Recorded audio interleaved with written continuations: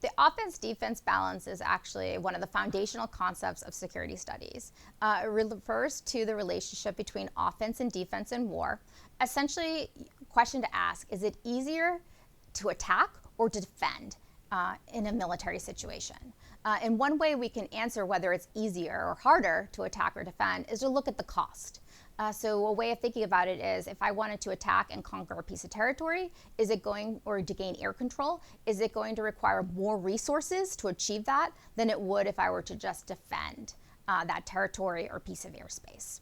That's one useful way to measure it. When we think about air power, traditionally, the argument has been that air power is inherently offensive.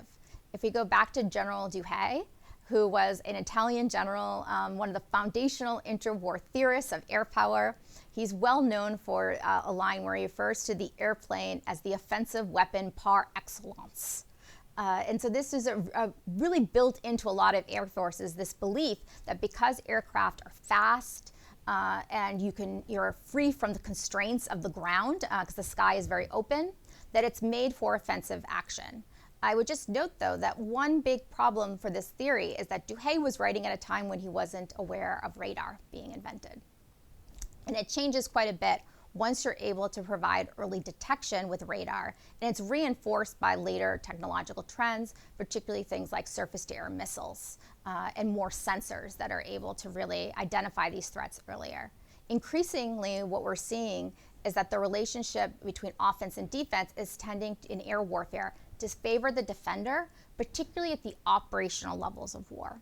At the tactical level, it's much more nuanced.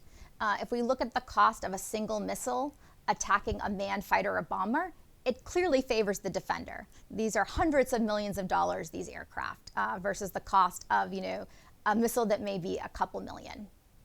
Expensive in both cases, but relatively speaking. But when we look at something like today, where we're seeing these missile and drone barrages that are attacking Kyiv, and we're looking at air defense systems they're using, it can fluctuate a bit. Sometimes they're using anti-air missiles that are actually quite expensive to try to intercept, a Shahed Russian drone that may only be $40,000 to $60,000. But when we aggregate it up at the operational level of war, it tends to strongly favor the defender because it's easier to contest the airspace, to deny air superiority, than it is to achieve it outright.